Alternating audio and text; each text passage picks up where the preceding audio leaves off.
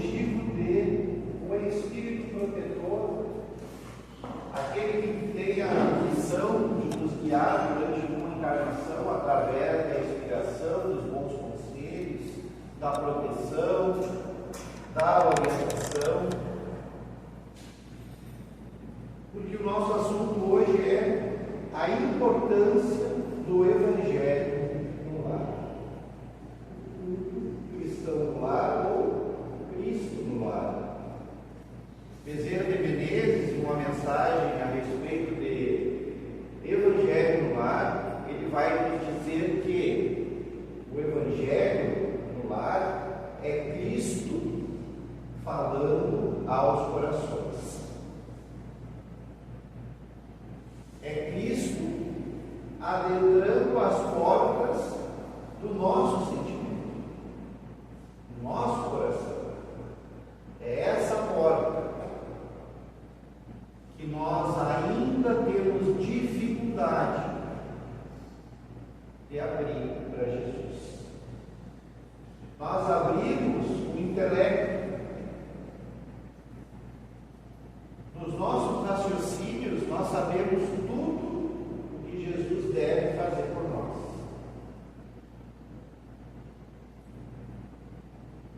E o nosso coração fica fechado. O nosso coração não se envolve, porque existe uma barreira entre aquilo que a vida me oferece e aquilo que eu espero, aquilo que eu quero que aconteça. Meu planejamento de vida, de encarnação é um, e nele não tem espaço para tristeza, não tem espaço para desafio, não tem espaço para doença, para separações, para infelicidade. Não há espaço para isso no nosso planejamento. E o que acontece? A gente se decepciona, porque a vida ela é feita de desafios, é feita de recomeços. Senão Jesus não teria nos avisado: na terra só tereis aflições. E nós sabemos, pela doutrina espírita, o que isso significa. E diante dessas aflições, diante dos desafios que a vida nos impõe, então, por uma nova reencarnação, para que nós possamos nos ajustar e ou reajustar às leis divinas. Nesse tempo, nesse espaço, nós somos conduzidos, nós somos inspirados, nós somos espiritualmente alimentados para que tudo dê certo dentro deste planejamento onde nós não estamos isentos de sofrimento, mas não porque nós devemos sofrer, não, porque nos causa desconforto e sofrimento a mudança. Quantas pessoas veem controle remoto a 3 metros de si, quer mudar o canal e espera alguém passar perto? Alguém já fez isso? Aí quando fulano passar perto, ele me alcança. Tu que está aí de pé, né? Agora nossa cabecinha tem, né? A gente conhece essa história, né? Custa muito. Eu trabalhei o dia todo, hoje eu não fiz nada. Então, diante dessa realidade que é a de todos nós temos na doutrina espírita uma prática muito comum, que é o Evangelho do lar. Alguém nunca ouviu falar do Evangelho do lar? Quem já faz o Evangelho do lar? Coisa boa. A partir de hoje todos vão fazer. Se não agora, mais tarde. Nós temos na Federação Espírita Brasileira algumas campanhas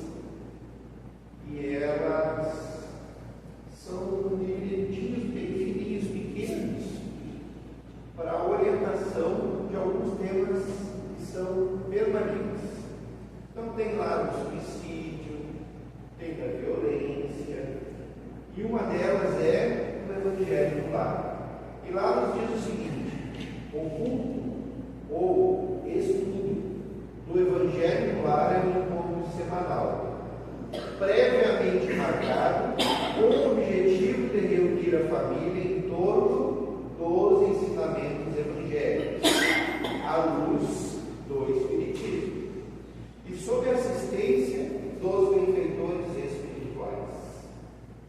Essa é a reunião do Evangelho no Lar. Nós reunimos a família em dia e hora marcada, fazemos uma prece para harmonizar-se, para que todos acerem seus pensamentos, desligamos a TV, o rádio, o telefone, para que a gente não tenha nenhuma interferência, para que nós possamos permanecer em espírito, porque se dá a vibração aquela da mensagem, meu espírito já vai pensar quem é que me mandou aquela mensagem, porque nós estamos onde está o nosso pensamento.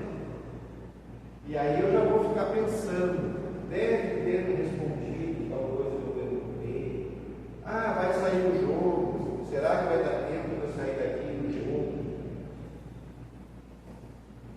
E aí nosso pensamento vai embora.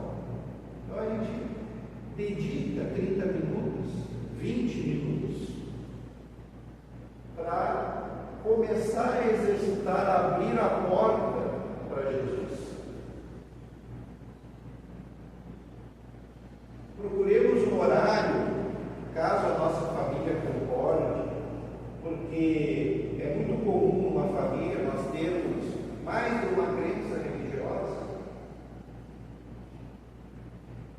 e é preciso que se compreenda cada consciência como livre de seguir aquilo que mais deseja, que mais lhe complete. Os Espíritos Amigos nos dizem no Livro dos Espíritos que a melhor religião, quando são perguntados qual é a melhor religião, e eles respondem, é aquela que faz do olho ser melhor. Se o Espiritismo não está me proporcionando isso, e se eu me debato com os postulados, se eu tenho resistência, talvez eu precise compreender um pouco melhor. Daqui a pouco eu preciso orar, estudar, mas daqui a pouco, nesse momento da minha existência, eu vou me encontrar melhor em uma outra religião. E o Espiritismo, ele não é uma religião constituída, é uma doutrina, e dentre os seus aspectos tem o aspecto religioso. Mas no momento do Evangelho é importante nós ficarmos em silêncio íntimo. E como dizíamos, se os nossos familiares não comungam no mesmo ideal que nós procuramos então nesse dia e nesse horário um local onde possamos ficar em silêncio, aquele banquinho no fundo do pátio, ou o nosso quarto, algum lugar onde a gente se sinta bem e que possa desenvolver esse trabalho de prece e de estudo com tranquilidade, sintonizando com os benfeitores. Eles virão e vão assistir o nosso lado, e vão assistir a todos que aqui estão, encarnados e desencarnados.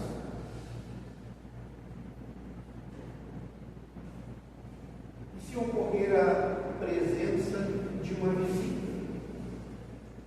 Se ocorrer a presença de alguém, de algum amigo que nos bate a porta, nós podemos convidá-lo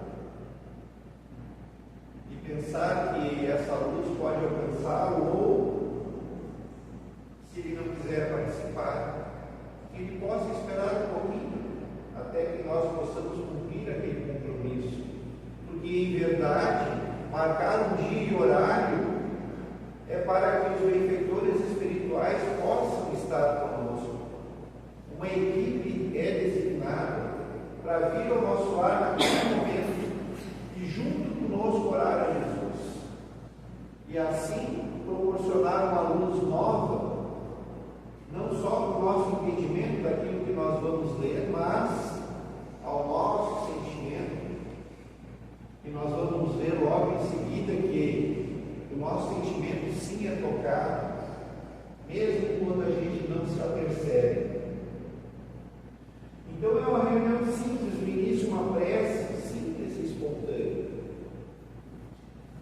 Depois da leitura do Evangelho segundo o Espiritismo, nós podemos começar do início até o fim, sequencialmente, lendo ali 10, 15, 20 minutos. Terminou? Começa de novo. Alguém já leu mais de uma vez? Mais de duas? Vai longe, né? Parece que é sempre a primeira. Então nós vamos fazer essa leitura em voz alta. Nós vamos fazer a prece em voz alta. Porque existem espíritos que precisam ainda ouvir a nossa voz. Eles ainda não estão habituados, não estão de conformidade com o pensamento. Porque ainda muito presos à matéria, não se desvincularam dos sentidos que o corpo físico proporciona. Mas então, em espíritos que não estão bem perturbados, desequilibrados, sim, podem vir. Pelo motivo que nos trouxe aqui a mensagem, somos nós que convidamos. Por vezes eles estão ali, acomodados, esperando alguém alcançar o controle remoto para trocar de canal, o canal que o outro está escutando lá de longe. E aí está feita a desarmonia. Mas por outras vezes, a equipe espiritual, isso nós temos na obra de André Luiz, a equipe espiritual ela vai trazer espíritos que nas adjacências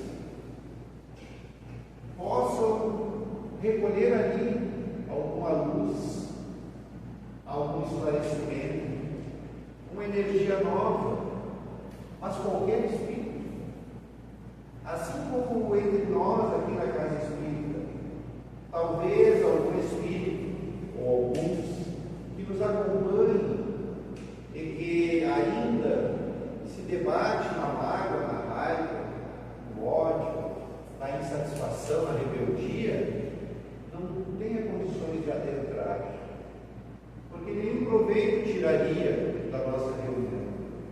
Ainda não é a hora para que ele possa receber, que ele possa se harmonizar no ambiente como esse, mas certamente recebe a orientação e o amparo necessário onde ele está. Seguindo então o Evangelho do Lar, pode-se fazer comentários breves, sempre buscando o ensino moral para si.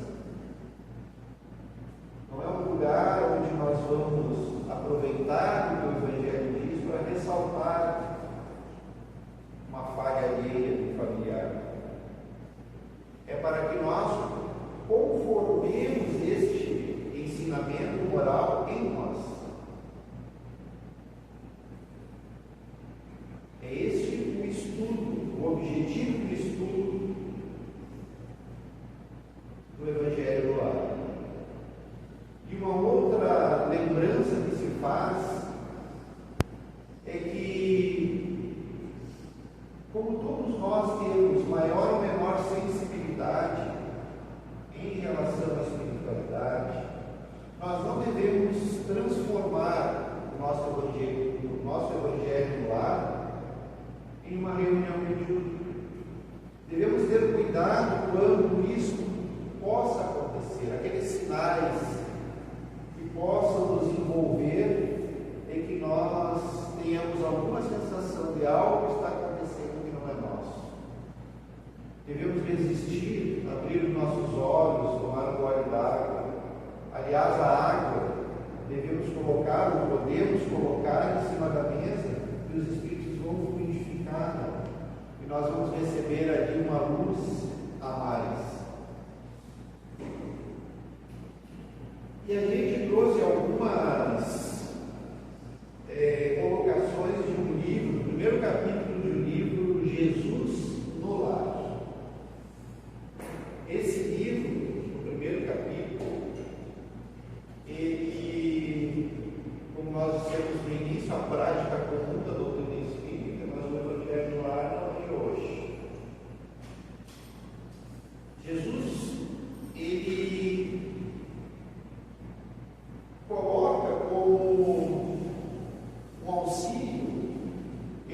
reforça esse auxílio da leitura das Escrituras no lar como uma bênção, mas que já era costume na antiguidade. Os judeus mesmos tinham esse hábito da leitura. Porém, aqueles doutores da lei, eles tinham o dom da palavra e eles se utilizavam disso para meios de dominar, de manter o poder nas suas mãos. Criaram diversas ritualísticas idólatras. E Jesus vem no dia onde ele estava na casa de Pedro. E a mensagem diz que ele percebe que a conversação no fim do dia se tornou infrutífera.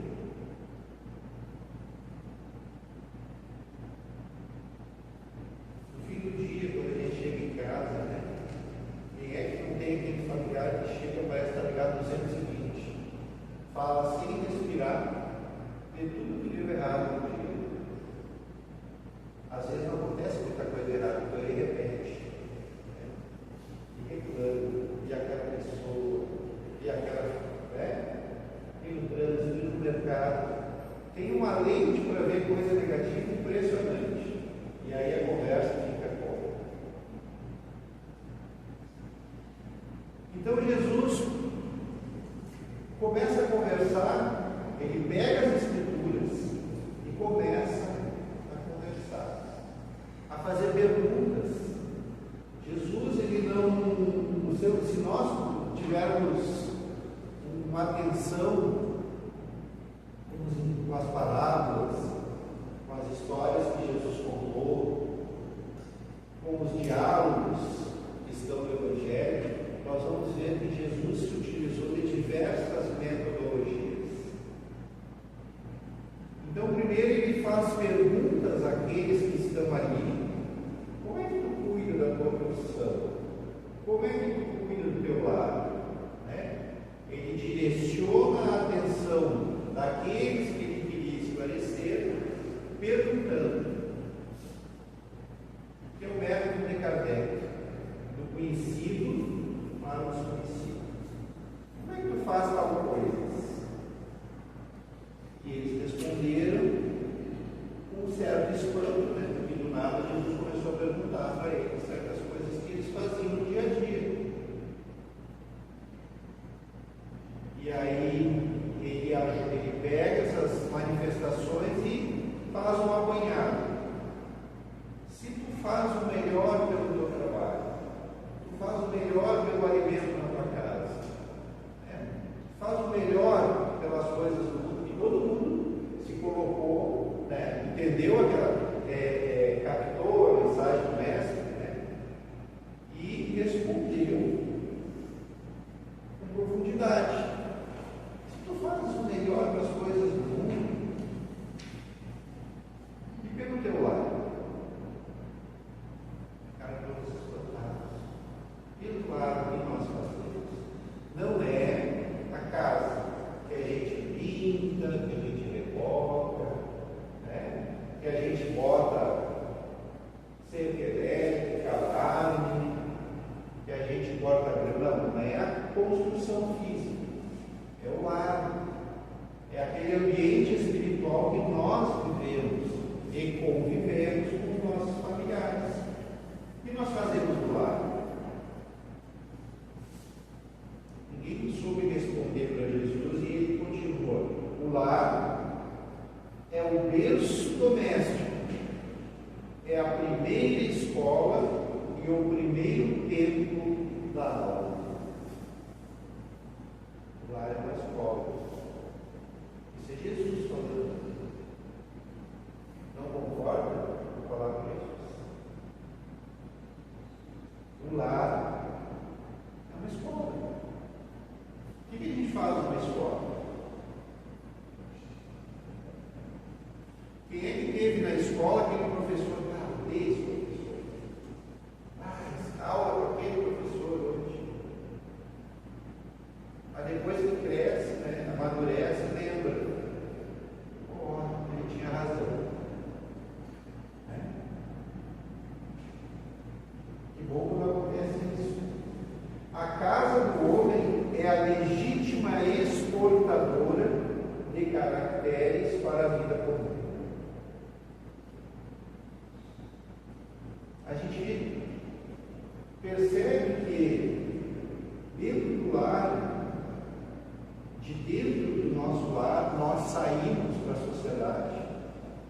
Ou seja, o que nós cultivamos no nosso lar, se a gente cultiva harmonia, se a gente cultiva desconfiança, se a gente cultiva amor, se a gente cultiva antagonismos, é isso que nós vamos levar para a sociedade.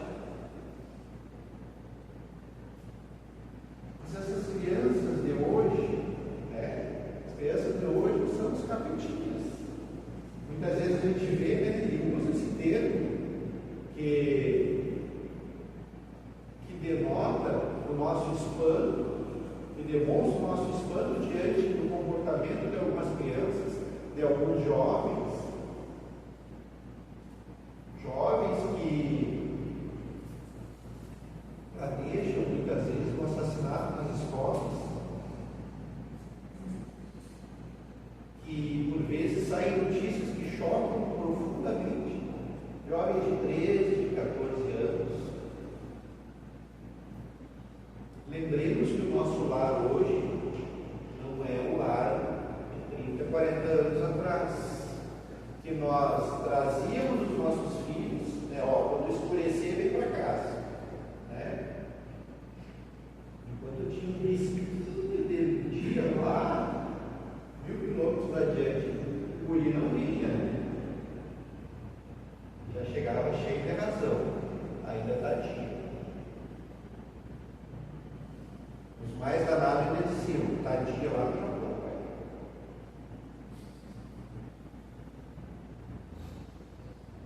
Hoje, o mundo todo está dentro do nosso lado.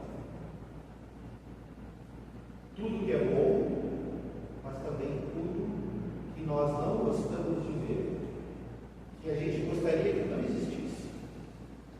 Mas tudo isso, através da internet, que as crianças já têm acesso e têm mais habilidade do que nós. O guri arteiro, 30 anos atrás, 40 anos atrás, ele quebrava o copo, ele juntava todo o copo e botava fora e ninguém via. Mas a mãe ia olhar, está faltando, a mãe sabia, está faltando um copo. Bastava pronunciar a frase e aquele que quebrou o copo e escondeu já se denunciava. Não era assim. O que tu está fazendo na internet, meu filho?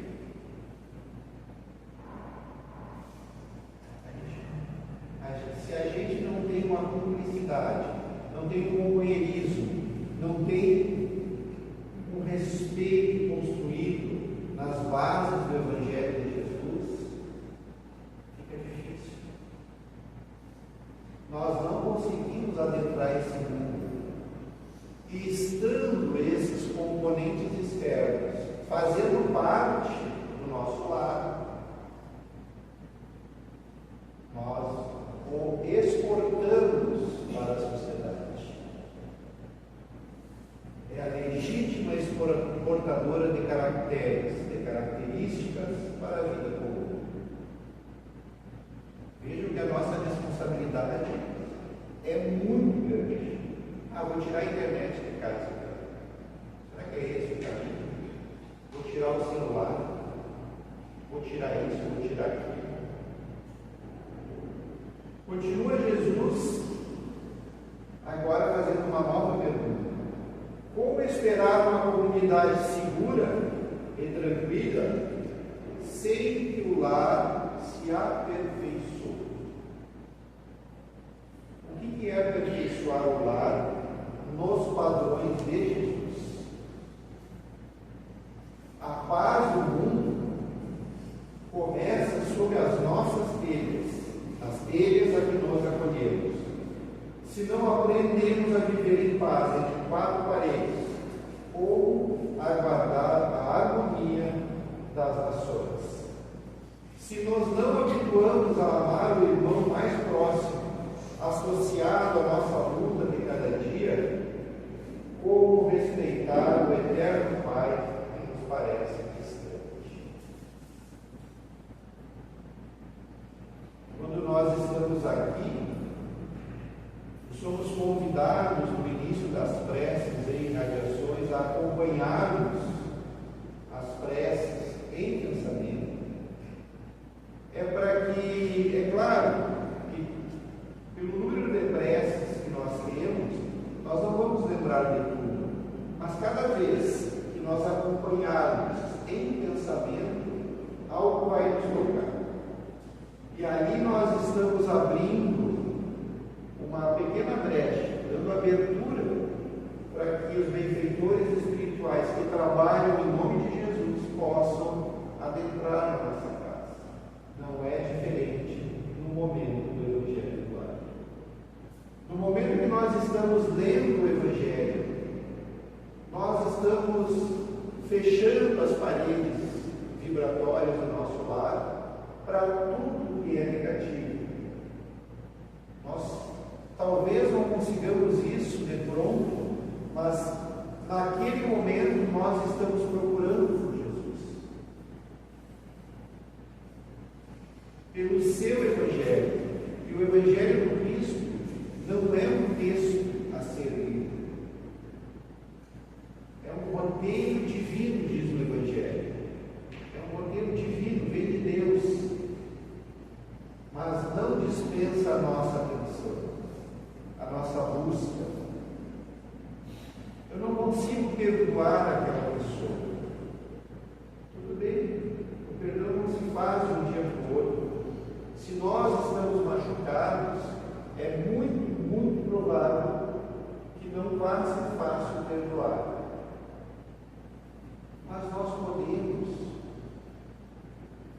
dedicar um minuto do nosso pensamento e pedir a Deus para que aquela criatura possa, assim como eu, receber as suas bênçãos. Eu não vou fazer isso. Mas não pede a Deus por ti. Numa condição de filho de Deus, Deus te atende conforme as tuas necessidades. E te ama igualmente, ama aquele outro filho. O perdão se começa aos pouquinhos. Segue Jesus falando com Pedro. Acendamos aqui em torno de quantos nos procuram a assistência fraterna numa claridade nova. A mesa da tua casa é o lar do teu corpo. O lar do nosso alimento é a mesa. Isso que Jesus está dizendo, nós recebemos essa bênção. Nela recebes do Senhor o alimento para cada dia. Por que não instalar ao redor dela a sementeira da felicidade e da paz na conversação e no pensamento?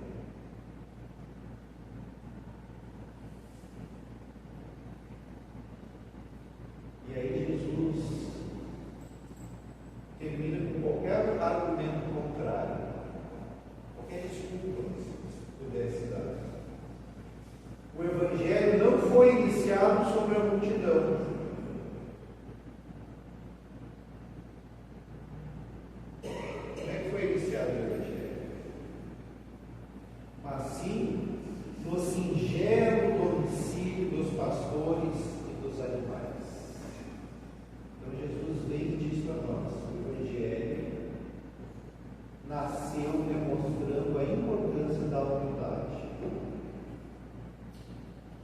E orar a Deus para nos fortalecer é um ato de humildade. É um ato de coragem, de fé, de confiança. E aí Jesus olha para Pedro e pergunta: melhor, Simão Pedro fitou no mestre dos olhos humildes e lúcidos e murmurou tímido: mestre, seja feito como desejas. Encerra a primeira mensagem no livro. Nós vamos ver o último parágrafo. E as outras 49 mensagens, capítulos desse livro, são capítulos curtos. é a narrativa de 49, dos 49 primeiros evangelhos lá, feitos por Jesus na casa dele. Então, Jesus convidando os familiares do apóstolo à palestra edificante e à meditação elevada, desenrolou os escritos da sabedoria e abriu na terra